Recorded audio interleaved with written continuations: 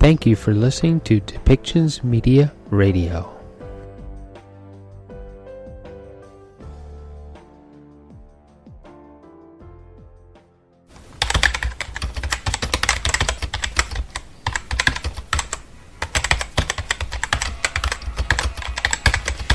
Welcome to Policy and Rights, the show about human rights and government policy.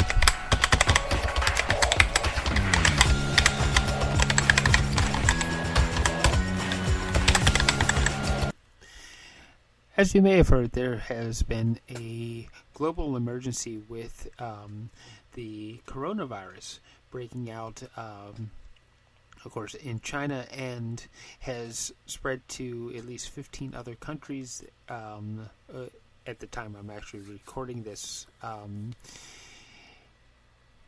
Around the world, the U.S. and Canada being included in some of the confirmed cases.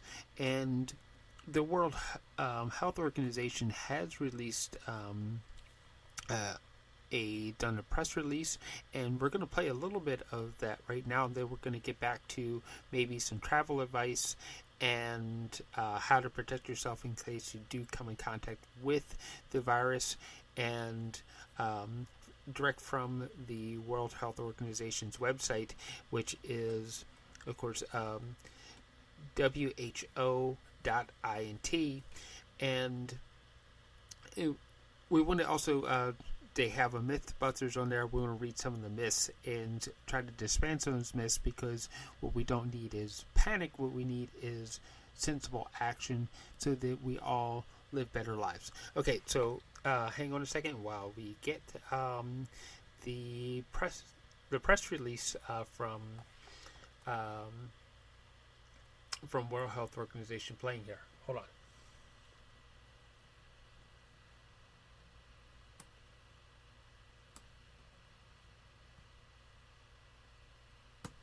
And here we go.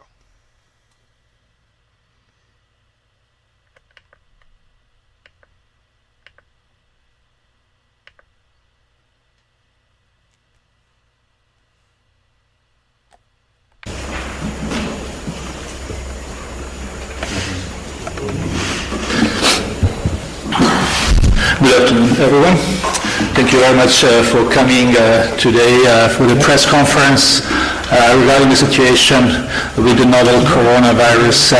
We know many of you here in the room. We are at the UN building in Geneva. I wish to welcome everyone who is watching us live on WHO Twitter account, and would like to say to journalists who are watching us that they can ask their questions using the hashtag AskWHO. We will also have an audio file from this press briefing later in the day, and transcript as well. You have all received the media advisory that we sent 20 minutes ago. The WHO Director General has decided to reconvene emergency committee tomorrow. We will have a virtual press conference aiming for 7:30 Geneva time, but you will bear with us if we are a little bit late. So we will be again with you tomorrow evening after the meeting of the emergency committee. But today we are here with Dr. Mike Ryan, WHO Executive Director for Health Emergencies, and Dr. Mike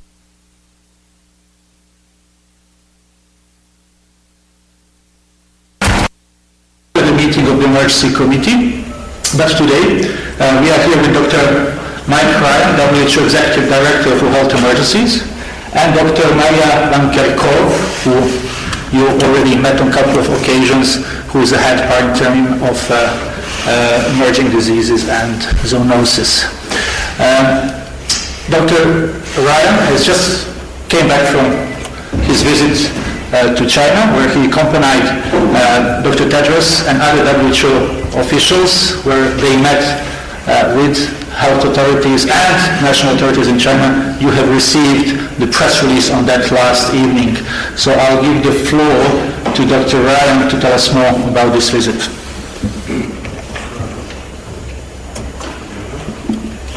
Okay. Good afternoon, everyone, and thank you, Tarek. Yes, Dr. Tedros and myself and the chef de cabinet returned to Geneva today at 1:30 p.m. So this is our first opportunity to brief you on that. As you will have seen, the Director General, Dr. Tedros, has just announced that he will reconvene the International Health Regulations Emergency Committee on the new novel coronavirus 2019 nCoV tomorrow to advise them on whether the current outbreak constitutes a public health emergency of international concern. His decision to reconvene the committee is based mainly on the evidence of increasing numbers of cases, on evidence for human-to-human transmission that has occurred outside of China. And these developments in terms of the evolution of the outbreak and the further development of transmission is of great concern and has spurred countries into action, and we're very grateful for that action, especially in China. What we know at this stage, this is still obviously a very active outbreak, and information is being updated and changing by the hour. It is clearly still centred in China, with the overwhelming majority of cases still being reported from China. However, there are 71 cases reported in 15 other countries. Of note within those cases is the majority of those cases, apart from 6, are associated with travel to China, and of those, the vast majority of those cases are associated still with travel to Wuhan.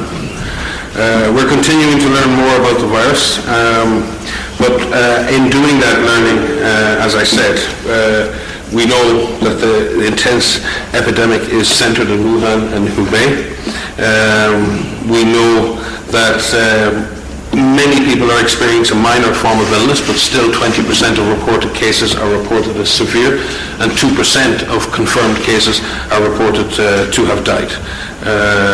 The disease is obviously a mainly respiratory disease, passing via droplets from one person to the other, and mostly still through close contact. The source, as we've said before, is still unclear, and investigations continue in that regard. Prevention of this disease is based very much on what we recommend for respiratory illnesses in general, in terms of keeping distance from people who are sick and the use of respiratory and hand hygiene, and much information is available on that on our website and has been disseminated to member states and the public, and Maria Mankerkov, who's with me here, can give more detail on that. Clearly, we want people who are sick especially those with coughs and difficulty breathing, to seek health care as soon as possible. During our trip to China, we were very impressed with the level of engagement of the Chinese government at all levels. Personally, I think myself and the Director General have never seen the scale, commitment of an epidemic response at this level, in terms of all of government involvement across all of the different arms of government, with tremendous support being poured into Wuhan and Hubei from the central government, with a highly organized emergency management structure. The challenge is great, but the response has been massive, and the Chinese government deserve huge credit for that response and for the transparency in which they have dealt with this. A case in point, in terms of one of the clusters of infection that we're currently working with Germany to investigate, it was the lab in China who contacted Germany to tell them that they had a return case who was positive. So China is not only helping to manage the cases in its own country, but it is actively reaching out on an individual basis, not only to WHO, but to other partners in the world, to help them respond in a more effective way. As I said, they are taking extraordinary measures in the face of what is an extraordinary challenge. They have, in addition, have agreed to a mission of international experts to go to China and work with Chinese experts to better understand disease transmission, to better understand clinical severity.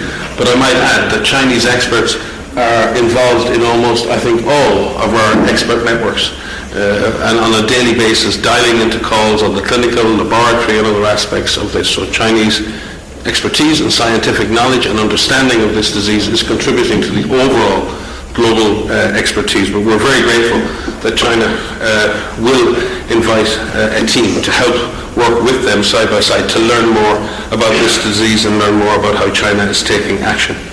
On our side, we have brought together some of the best minds in the world: scientists, clinicians, disease trackers, modelers, logisticians, supply chain experts, and many others from the public and the private sector around the world to examine what we know, the questions we need to answer, and who is best placed to deliver on those answers and those responses. As I said, these networks of experts include experts from China working directly on the response, and that frontline experience, understanding what a frontline clinician in Wuhan is seeing today, is influencing the way in which we can manage potential coronavirus cases tomorrow elsewhere. We're helping other countries to activate their preparedness plans. We clearly have four levels in this response. We have an intense response going on in Wuhan and Hubei province. We have responses going on in other provinces in China where transmission is less intense, the numbers are less, but nonetheless a major response is underway to track cases, contacts, and try to interrupt chains of transmission. We have the 15 countries who have imported cases. They have to stop transmission. Some of them are doing that extremely well.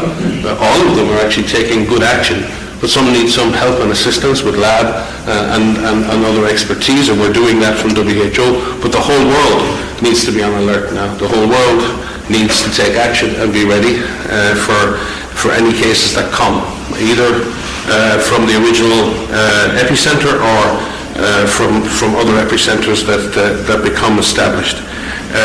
We're sharing information, guidelines and tools in real time on our website and through our partner networks on how to manage the disease, how to manage community investigations, how to manage transmission studies, how to manage clinical trials. And I'm very grateful for our partners who work with us on the research and development blueprint, for our partners who work from the Global Outbreak Alert and Response Network, from the Emergency Medical Teams Network, and many other networks around the world.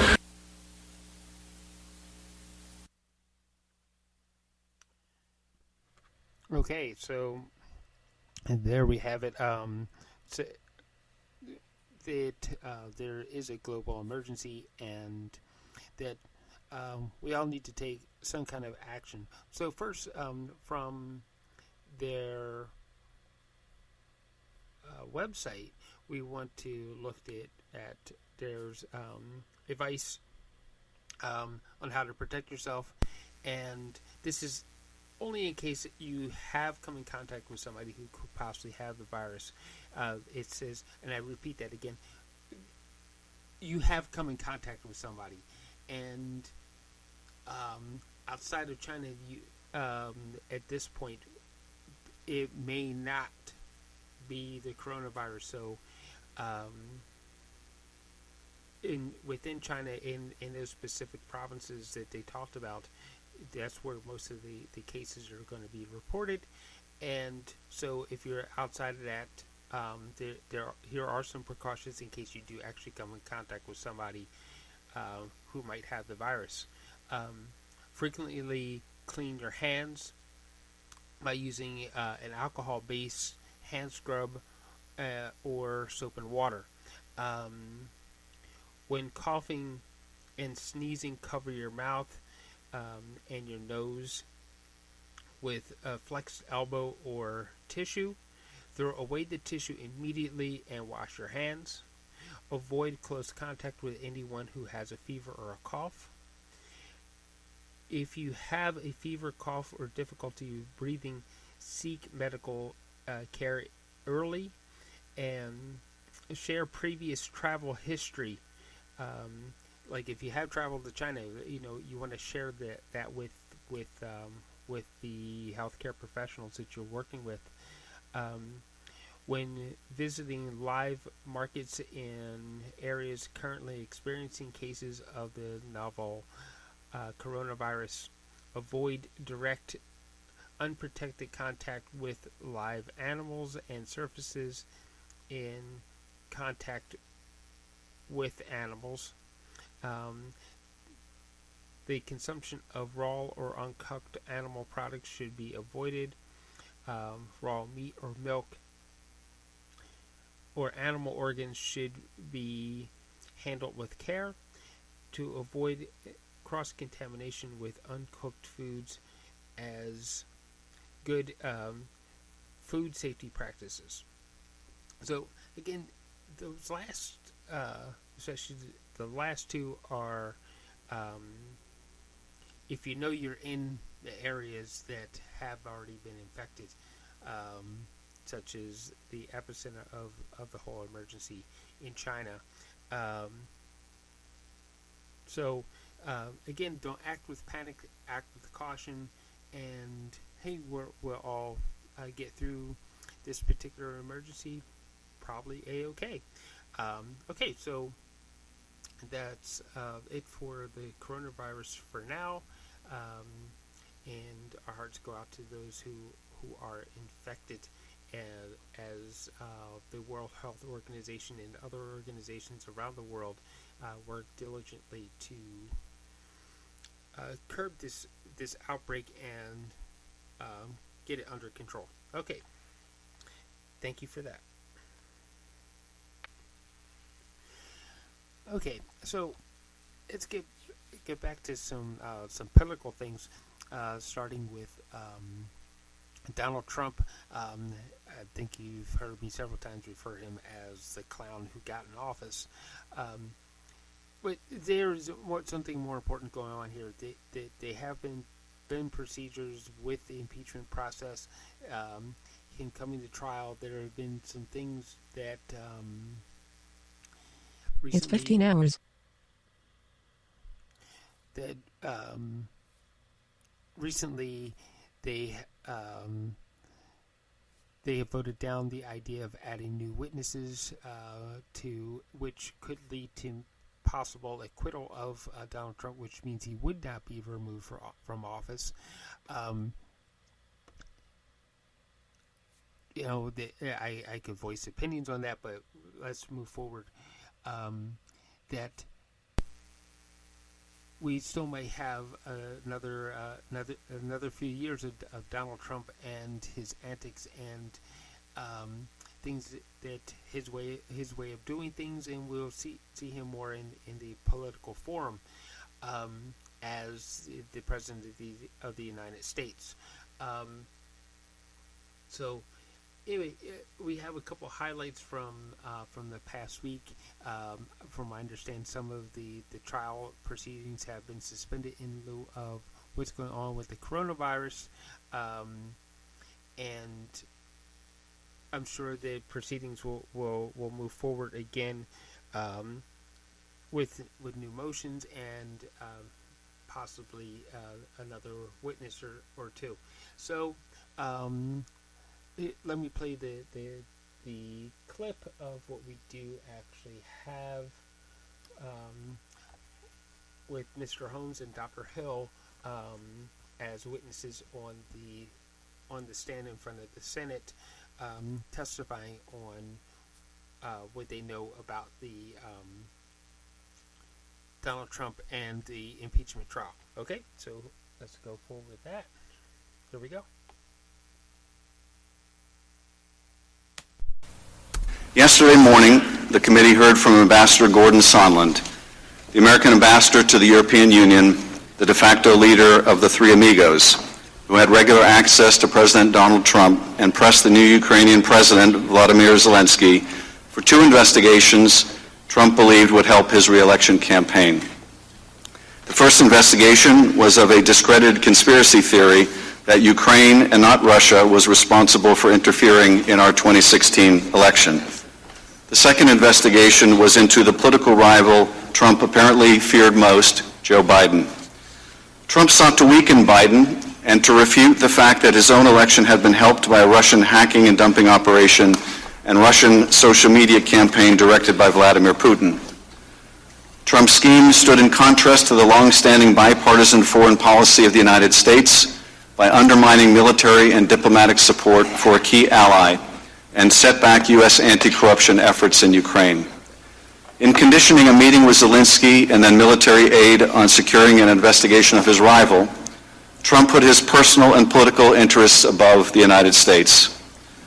As Ambassador Sondland would later tell career Foreign Service Officer David Holmes immediately after speaking to the President, Trump did not give an expletive about Ukraine. He cares about big stuff that benefits him, like the Biden investigation that Giuliani was pushing. In the coming days, Congress will determine what response is appropriate. If the President abused his power and invited foreign interference in our elections, if he sought to condition, coerce, extort, or bribe a vulnerable ally into conducting investigations to aid his re-election campaign and did so by withholding official acts, a White House meeting, or hundreds of millions of dollars of needed military aid, it will be for us to decide whether those acts are compatible with the office of the presidency. Do you swear or affirm that the testimony you're about to give is the truth, the whole truth, and nothing but the truth, so help you God? Let the record show that the witnesses answered in the affirmative. Thank you, and you may be seated. This is nothing new here, but Shazam, last week you come forward with supposedly this new information. There is nothing different in there than what we had on the transcript. Maybe that's the reason their star witness, their first witness, didn't bring it up. But they had to have something, so you're their closing witness because you overheard the President talking to Ambassador Sondland. Sir, if I could answer, I see 4 seconds left on the clock. I believe Mr. Holmes, you may take as long as you need. Thank you, sir. I believe that Ambassador Taylor did already know when I briefed him when I returned from vacation on the 6th. It was not news to him that the President was pressing for a Biden investigation. That's not what I asked. I asked why he didn't share with us. Well, Mr. Jordan, please do not interrupt the witness any further. Mr. Holmes, this is exactly... Mr. Jordan's time has expired, but yours has not. Okay, thank you, You may sir. answer the question.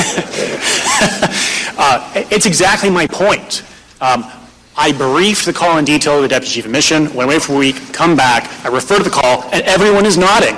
Of course that's what's going on.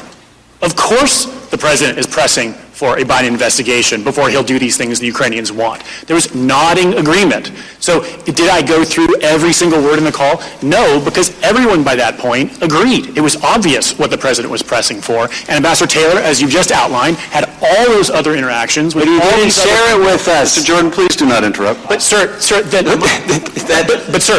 my vivid recollection of an event I was involved with was a touchstone experience that to me validated what we believed. And Ambassador Taylor was not in that call. And so all of a sudden last week you got to come tell us, right? Mr. Jordan, your boss will allow the witness to answer the question. I'll finish with this. Thank you. He was involved in a number of other interactions, as you've outlined, that brought him to the same conclusion. It is quite possible that He doesn't share the one that Mr. the guy he worked with. Mr. Jordan, He doesn't share that one. you may not like the witness's answer, but we will hear it. There wasn't an answer. Mr. Jordan, we will hear the witness's answer. Have you concluded, Mr. Holmes? I have, sir. Thank you. Thank you. Mr. Himes. I was particularly struck by your testimony, Dr. Hill, about receiving hateful calls and being accused of being a Soros mole in the White House. Are you a never-Trumper, or have you been true to your profession and remain nonpartisan? I honestly don't know what the definition of a never-Trumper is, as I think many of my colleagues are feeling the same way, that it's a puzzling term to be applied to career or non-partisan officials. And I chose to come into the administration. I could easily have said no when I was approached Yes, by the but you people didn't inviting sign me. up to have hateful calls and the like.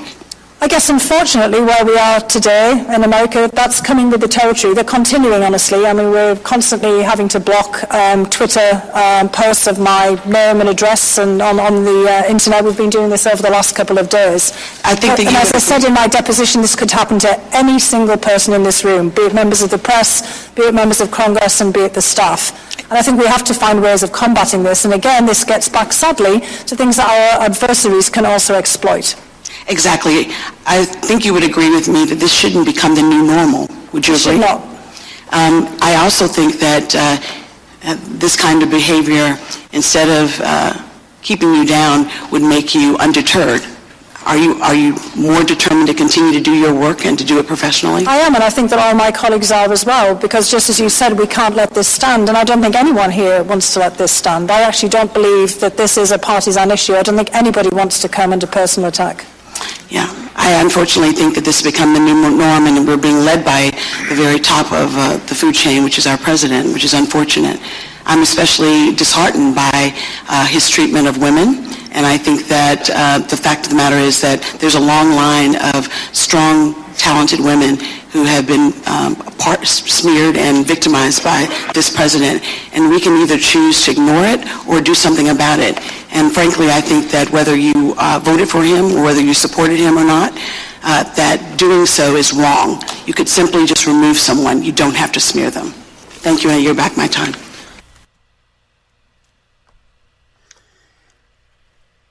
And there we have it. Again, it looks like Donald Trump, simply because someone looks a little bit weaker than him, that he decided to try to bully them. And unfortunately, these sort of things become a pattern with him. We'll try to get back to more and more as we find out. Will Donald Trump be removed from office, or will he be continuing as president of the United States? So there we go with the Trump trials again. Thanks. Okay, moving on forward, there are landowner hearings for the Trans Mountain pipeline expansion, starting, of course, in Alberta, and they will be moving into British Columbia to, of course, route how the pipeline is supposed to travel across people's land, and, of course, interruptions to operations of businesses and things like that as the pipeline moves forward as proposed. And here is the of course, the end of one of those hearings with Mr. Robertson versus the Canada Energy Regulator, who I guess is overseeing how this pipeline is supposed to travel and the directions that it will take to travel to the North Mountain transfer place that is set in Burnaby, BC, where, of course, the tankers will be loaded and sent from Canada to, I believe it's China and everything, who's supposed to be processing the bitumen into refined gasoline. And so let's take a listen to the ending of with the remarks ending after the hearing in Alberta. An agreement was just arrived at. Both parties are satisfied. A confidential agreement was arrived at, which is satisfactory to Mr. Robinson and to, obviously, to the pipeline company. Yeah.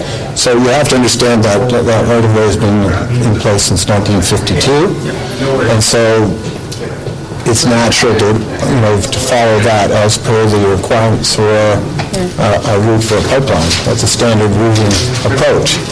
And an alternative was provided not far away. So basically, they're both parallel routes. If you look at the report that was filed, and it's agreed that the existing right-of-way is a suitable route. It took forever. They should have been on it a lot sooner, and the time frame was horrendous, but other than that, it was, once we got in the room, it was easy enough, I guess. What we see here is a fairly efficient process. We're dealing with a simple situation, basically.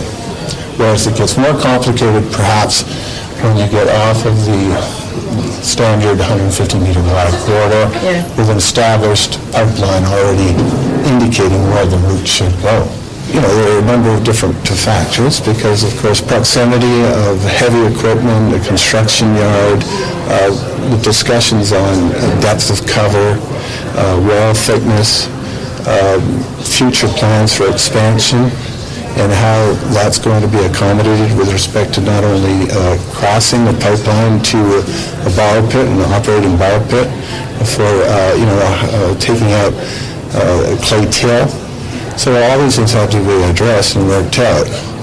As Mr. Robinson said, this has happened at the 11th hour, but basically there's a happy conclusion, and so we're going to move on from there. And I guess the project will proceed, as they said, as early as possible in 2020, which is probably towards the end of the year.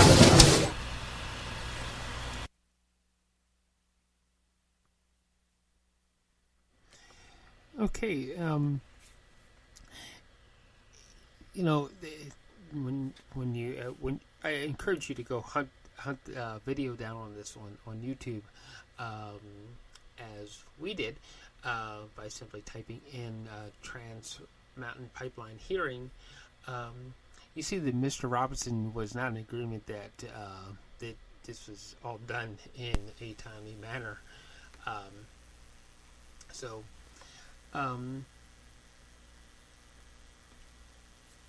We hope that things do go amicably for landowners, that they do receive the right compensation and things that they should from the builders of the Trans Mountain Pipeline, as well as the companies that will be benefiting from the shipment of the raw bitumen that it is being sent off to be refined. So they're, of course, moving forward with the Trans Mountain Pipeline. All efforts by, of course, the British Columbia government and John Horgan to stop this pipeline from actually happening, of course, have been thwarted, and the pipeline is moving forward.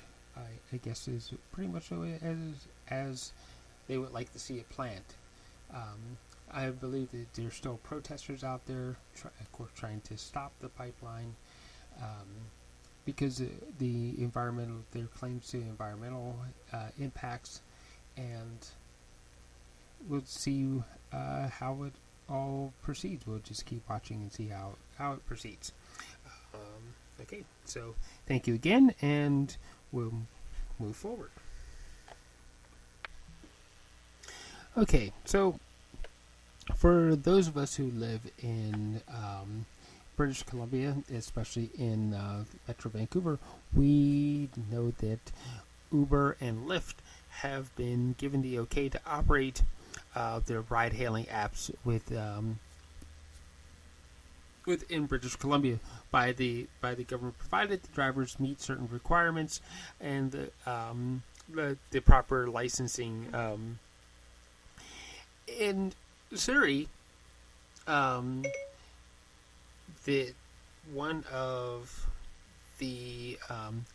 mayor of Surrey has issued a concern that Uber drivers need to apply for a business license, or Uber should be applying for this business license to make sure that they are operating within the bylaw regulations of Surrey. So Uber has not done so, and the mayor of Surrey is henceforth going to be issuing tickets to drivers for non-compliance to this business licensing.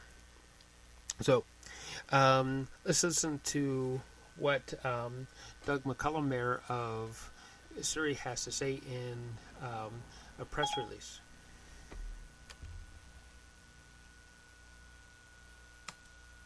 Thank you all for coming up.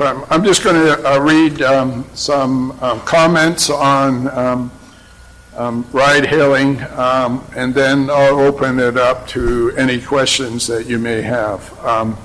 We are a little limited for time, but I'll try to answer all your questions afterwards. We have a council meeting that starts pretty soon. So, while ride-hailing companies have been approved to operate in Metro Vancouver by the Passenger Transportation Board, the fact is a business license is required for companies to operate in Surrey or any other municipality in the Lower Mainland.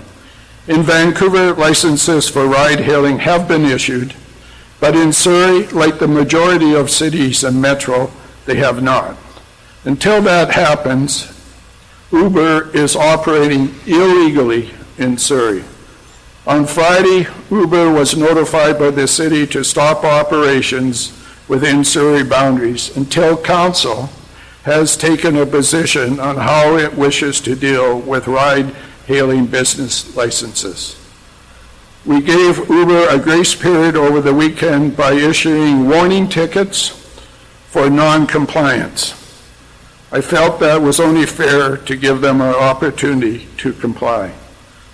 I have heard some individual drivers have chosen to do so. For those who continue to operate in Surrey, there will no longer be warning tickets, and any violators caught will be ticketed and face a fine of $500. My position has been clear during the election period, after the election period, and has been consistent with my thoughts now. And I want to state it very clearly, is I support ride-hailing. I have said that from day one. I support ride-hailing. And I can say the majority of council supports ride-hailing. But it has to be on a level playing field with the taxi industry. I have heard some opponents say that I am pandering to the taxi industry. That is not true. What I am concerned about and what I am fighting for is the livelihoods of all of those who are employed in the taxi industry, be it a driver, a dispatcher, or a fleet manager.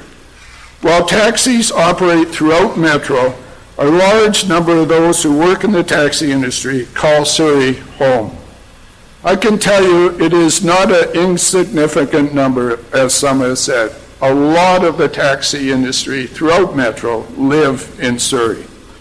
In Surrey, a large number of our residents work in the taxi industry, and their paychecks go directly to support their families. That is why I am making the case to protect the livelihood of so many Surrey residents.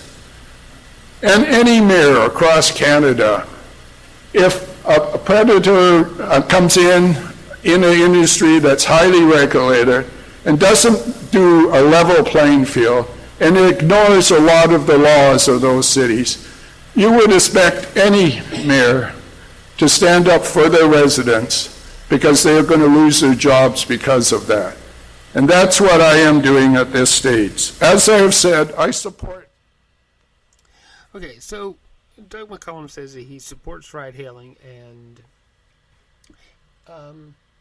he probably really does support ride-hailing. I can't see anybody being against ride-hailing in the fact that there are a limited number of taxis in the area, and also to grab a taxi in some cities, it can get pretty expensive, and hey, it's, for the most part, it is a safe way to travel about town.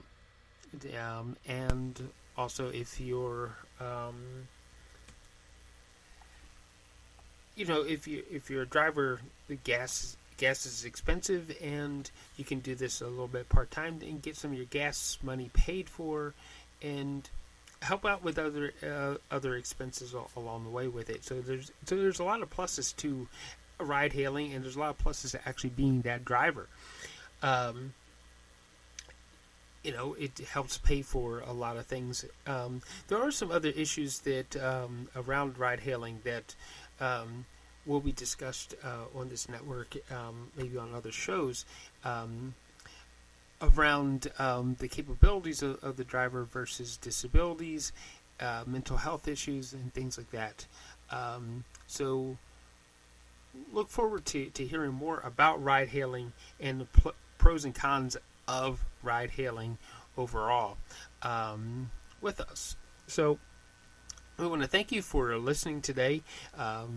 It's a little different flavor than what we're used to for policy and rights, but we got to rethink and redo things so that we can keep getting information to you, and that's the whole goal of this network.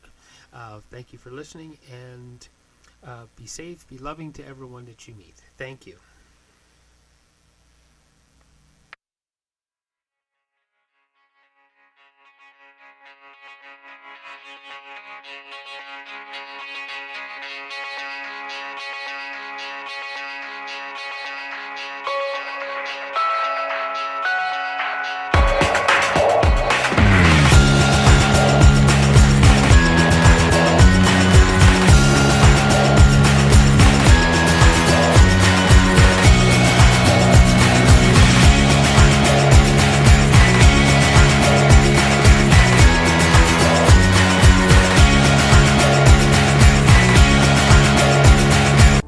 This show has been produced by Depictions Media. Please contact us at depictions.media for more information.